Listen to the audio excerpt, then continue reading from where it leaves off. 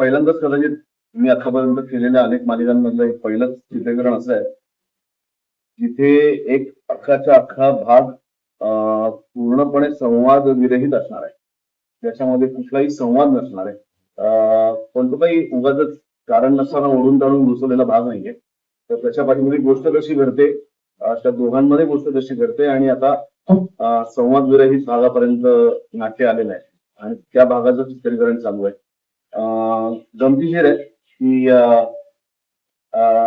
एका अख्ख्या भागामध्ये जिथे सिरियल ही फक्त सतत बोलली जाते तिथे एक अख्खाच्या अख्खा भाग न बोलता सादर करायचा. तर आमच्यासाठी सुद्धा रियाज आहे, आमच्यासाठी सुद्धा नवीन गोष्ट आहे, स्वतःला आजमावून बघण्याची गोष्ट आहे. प्रयत्न आहे, कदाचित चांगला होऊ शकतो, आवडू शकतो, कदाचित नाही आवडू शकत, पण एक या निमित्ताने हा केलेला एक वेगळा प्रयत्न आहे आणि आनंद आहे गोष्टीचा आहे की आम्हाला माईक न लावता काम करायचं. म्हणजे दरवेळेस पोहोचणारा माईक इथे लावून काम करायला लागतं किंवा सतत सायलेन्स म्हणायला लागतं सेटवर. आज किती गडबड झाली तरी तसं प्रेशर नाही, कारण संवादच नाहीये. तर म्हणजे थोडक्यात पुष्पक घडणार आहे आज.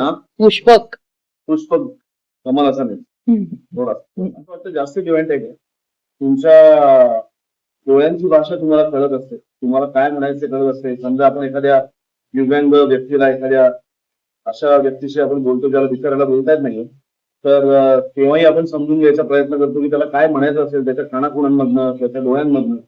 आणि म्हणजे भाषा विकसित होण्याच्या आधी माणसं एकमेकांशी कसं बोलत असतील, कदाचित हातवाऱ्यांनी बोलत असतील, डोळ्यांनी बोलत असतील, मग भाषा विकसित झाली, मग संवाद सुरू झाला.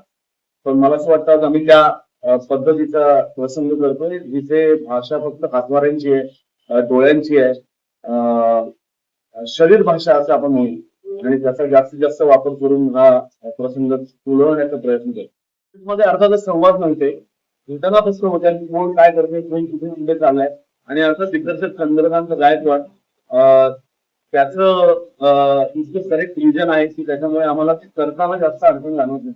तिथला प्रसंग किती वेळ चालला, तिथनं काय हालचाल घडला, या सगळ्या गोष्टी त्यांनी इतक्या उत्तम पद्धतीने ठरवल्या, नियोजन केले त्याच्यामुळे अडचण येत नाही. अडचण आहे की इतके वाक्य बोलायची सवय लागली की आता ती न बोलता आपल्याला प्रसंग करायचं ती जाणवं. पण ते आता सगळेच जण उत्सुक आहेत काम करण्यासाठी या प्रकारच्या. त्यामुळे प्रत्येकाचं कॉन्ट्रीब्युशन आहे 100%. त्याला खूप मजा आहे.